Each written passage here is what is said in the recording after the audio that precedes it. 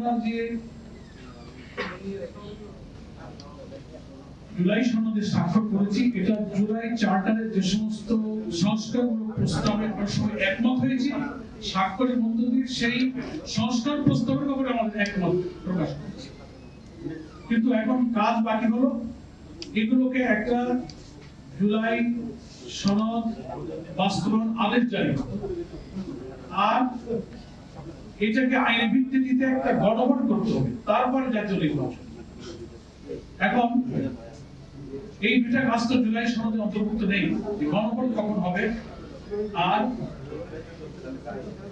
এর যে জুলাই সনদ বাস্তবায়নের যে আদেশটা কখন হবে, এই দুইটা জায়গা জুলাই সনদের অন্তর্ভুক্ত করে লিখিত নেই বলে অনেকেই প্রশ্ন করছেন যে আপনারা আগে বললেন এটা যে বাস্তবায়ন হবে, কবে আদেশ জারি হবে, কবে গণভোট হবে, এটা নিষ্পত্তি তো এখনো হয়নি।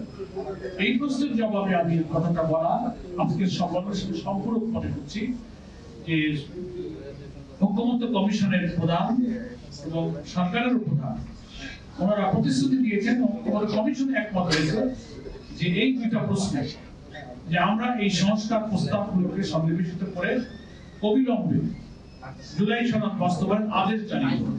লিগ্যাল এক্সপার্টরা অনেকগুলো প্রস্তাব দিয়েছিলেন, কনস্টিটিউশনাল অর্ডার এবং নানান অর্ডারের চিন্তা হয়েছিল, কিন্তু লিগ্যাল এক্সপার্টরা বলেছেন জুলাই সনদ আদেশ একটা জারি করতে হবে, জুলাই সনদ বাস্তবায়ন আদেশ।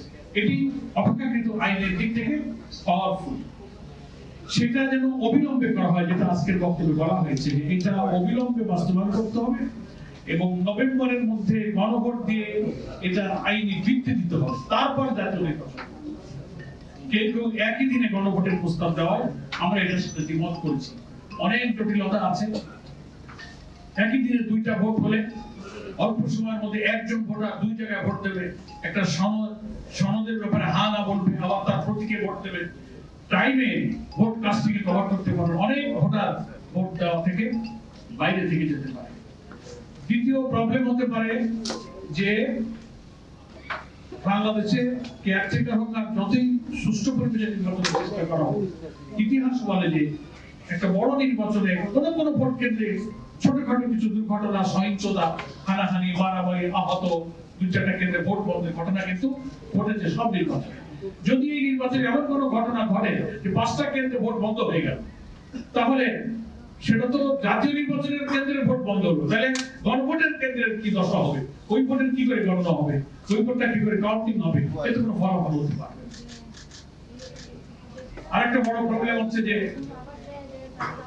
জুলাই সনদে যেসব সংস্কার প্রস্তাব যাচ্ছে, একজন ভোটার যদি বুঝতে না পারে কোনটা হা হলো, হা জিতলো না না জিতলো, কোন কোন সংস্কারে জাতি হা বললো, এটা তো ভোটারকে আগে বুঝতে হবে, তারপরে না ভোট দিতে হবে। একই দিনে যদি জাতীয় নির্বাচন হয় আর গণভোট হয়, তো ফলাফল হচ্ছে না জেনেই কিন্তু জাতীয় নির্বাচনে ভোটটা দিবে। এই কারণে আমরা বলেছি যে না, একই দিনে ভোট হলে জাতির দুর্নজারের মধ্যে থাকবে, কনফিউশন থাকবে, আগে এই গণভোটটা করতে হবে। আপনারা প্রশ্ন করতে পারেন, সে কারণে এই তিনটা জিনিস একটু আমরা ক্লিয়ার করলাম যে আমরা একই দিনে কেন গণভোটে রাজি নই। এবং আন্দোলনের এই কারণেই, কারণ আমাদের আন্দোলনটা হবে নিয়মতান্ত্রিক, গঠনমূলক, কোনো সহিংসতা, কোনো হাঙ্গামা ভাঙচুরের সেই আগের সন্ত্রাসী রাজের কোনো আন্দোলন আমাদের এই সমমনা দলের আন্দোলন নয়।